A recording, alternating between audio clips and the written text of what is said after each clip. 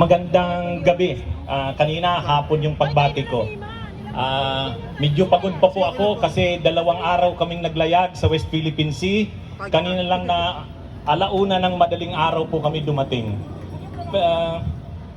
Pero nangako ako sa mga organizers nito na pag natapos ng maaga yung paglalayag namin, didiretso ako dito. Hindi naman po ako nagbibiro nang sabihin ko yon. Kasi kahit sa mga vlog ko, kung may nakakapanood man po kayo sa akin, lagi ko namang sinasabi na sa maraming issues magkakasama tayo. Hindi naman po sa inyo lingid na ako po'y ang sinuportahan ko nung eleksyon si Leni Robredo. Unang-una po kasi taga Naga City ako. Siya nga po pala, si Takiro pala galing pang Iloilo. Ako po, hindi po ako, ngayon, lumuwas lang po talaga ako para sumama sa West Philippine Sea Voyage. Kaya gusto rin ko rin sanang sumama noon doon sa Senate kaya lang wala po ako. Pero mayroon po akong mga members ng Bunyog dito sa Metro Manila. Sa susunod, pinakilala ko na po kay Rocky, yung aming leaders dito, makakasama na po ninyo sila kapag may pagkilos ulit tayo. Kahit wala po ako. Ano po? Ngayon, siguro nagtatanong kayo, bakit sumasama ako dito kahit Leni Robredo ako nung nakaraang eleksyon? Ako po ang totoo, kaya ako Leni, kasi may ilang mga issues talaga na gusto kong mangyari. Una, gusto ko talagang mapanagot si Duterte sa mga krimen niya nung panahon niya. Human rights lawyer po ako eh. Nagtuturo po ako ng human rights law, constitutional law sa Ateneo de Naga University College of Law. Ako po, yan si Harry Roque, human rights lawyer yan. Kaya lang nakakahiya na yan sa amin ng mga human rights lawyer. Dahil po talagang malapit sa akin ang human rights, kaya ako, sabi ko, kapag si Marcos ang nanalo, hindi yan mananagot si Duterte. Kaya si Leni lang sabi ko ang pipwede. Ang isa pang issue sa akin, West Philippine Sea. Sabi ko, si Marcos hindi yan magtitindig sa kasi si Duterte ang kakampi niya, itutuloy niya lang kung anong gagawin ni Duterte. Sabi ko si Leni lang ang pwedeng mag-stand against China. So yun yung mga dahilan bakit Leni ako at ayaw ko kay PBBM.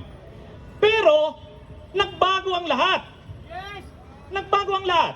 Ang stand ni PBBM ngayon, malinaw na malinaw, pinaglalaban ng ating soberanya laban sa China. Pagdating sa pagpapanagot ng mga krimen nila Duterte, napanood naman natin ngayong linggong ito, pagbaba namin galing sa West Philippine Sea, 2 araw akong walang balita.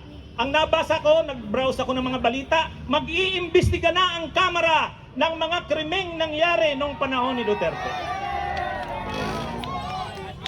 At noong nakaraang linggo, ang Department of Justice ay hininga na ng Malacanang ng briefer, DOJ briefer. Ibig sabihin, open na ang Malacanang. Open na sila sa kung anumang options. Gusto lang nilang ma-brief ng lahat ng options, legal option. So magandang development ito. At dahil kayo mismo na mga solid Marcos supporters, kayo na ang humihingi na papasukin ng ICC, mag-cooperate ang ICC, at susuportahan din namin yan, susuportahan yan ng mamamayan. Sa tingin ko, sa tamang panahon, magbabago ang stand ni PBBM. Lalo na pag lumabas ang resulta ng investigasyon ng Kamara. Pag lumabas ang investigasyon ng Kamara at talagang doon makikita kung ano talaga ang karumal-dumal na krimen ng nakaraang administrasyon sa extrajudicial killings, sa tingin ko si PBBM bukas yan na i-entertain ang posibilidad na mag-cooperate sa ICC. Lalo pa may binuo nung nakalaang linggo na super human rights body. Sabi ko, human rights ang isa sa mga programa ng administrasyong ito. Human rights lawyer ako. Kaya sabi ko, suportahan ko to. So, sa dalawang issues na yan, na malapit sa akin kaya ko sinuportahan si Leni, hindi ko inaasahan na gagawin yan ni Marcos, nagbago ng direksyon si Marcos, kaya ko sinusuportahan ang gobyernong ito ngayon. At mayroon pang bonus.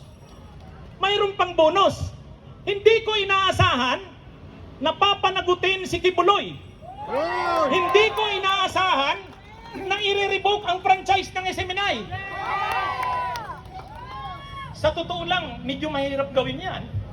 Baka nga si Lenny, medyo mahihirapan gawin yan. Kailangan ng political will yan. Pero nagawa ng administrasyong ito. Bagamat mayroon ding mga issues na hindi ko masuportahan tulad ng Chacha. Pero isang tabi natin yan. Dito tayo sa nagkakaiso tayo. China, ICC, at magpaparesign kay Sara. Magkakasama tayo dyan. At hindi po ako namumulitika. Napapanood nyo naman siguro ako sa mga vlog ko, very open po ako dyan sa bagay na yan. Kahit sinasabihan ako ng ilang kakampings na panatiko na Marcos loyalist na daw ako, sabi ko, hindi nyo naiintindihan. Hindi nyo ako naiintindihan. Hindi naman ako Marcos loyalist. Naninindig, tinusuportahan ko lang yung tamang stand ng gobyernong ito dahil tama. Kung saan yung tama at totoo, doon si Attorney Enzo Recto. Ngayon po, bakit ako kontra kay Sara at bakit sumama dito? Kasi lahat ng pinaninindigan ko, lahat ng ginawa ni Duterte, at lahat ng binaliktad ngayon ni PBBM, ibabalik yan ni Sara uli pag siya ang naging presidente. Pagdating sa issue ng drug war, yung madugong pagpatay, yung tukhang, gagawin din uli ni Sara yan eh. At ang mga aktivista na kritiko, kapag lumaban sa kanya, nag-criticize sa kanya, ipapapatay ni Sara yan. Nakikita nyo, DepEd Secretary pa lang, ang bukang bibig, terorismo, komunista. Saan ka nakakitang DepEd Secretary ka? Yan yung bukang bibig mo. Ibig sabihin, yung human rights ay isang magiging malaking issue uli pag naupo si Sara. Pangalawa, yung issue sa China. No comment nga siya. At gagawin ng China ang lahat para manalo si Sara sa 2028 kung tatakbo man yan. So ibig kong sabihin, yung issue ng human rights, yung issue ng madugong drug war, extrajudicial killings, issue ng China, ibabalik lahat ni Sara yan kung ano ang ginawa ng kanyang ama. Ano man na nabago ngayon sa panahon ni PBBM, ibabalik yan ni Sara kung ano yung ginawa ng kanyang. Mas malala pa. Mas malala pa. Kaya sa akin, ako tinitingnan ko ang long term. Hindi siya dapat maupong presidente sa 2020. At kung nagbabalak sila na patalsikin si PBBM at constitutional successor si Sara, siyang iluluklok, hindi po natin dapat payagan yan. At hindi rin natin dapat payagan na manalo yan sa 2028. Dahil lahat ng pagbabagong nakita natin ngayon ay ibabalik yan ni Sara sa kanyang ama. Kaya mukhang magiging matagalan ang ating pagsasama. Magiging matagalan. So yan po ang mga dahilan. Ang dahilan bakit ako ay sumusuporta sa mga stand ng gobyerno ni Marcos sa ngayon at bakit ako naninindigan laban kay Sara, hindi lang yung pagpaparesign niya sa DepEd, yung mga binabalak nilang patalsikin si PBBM at iluklok si Sara, hindi, wag natin payagan yan. At yung kung tatakbo man yan sa 2028, ang ikakampanya ko, kahit na sino, wag lang si Sara. Magandang gabi po sa inyong lahat. Magandang gabi. Maraming salamat.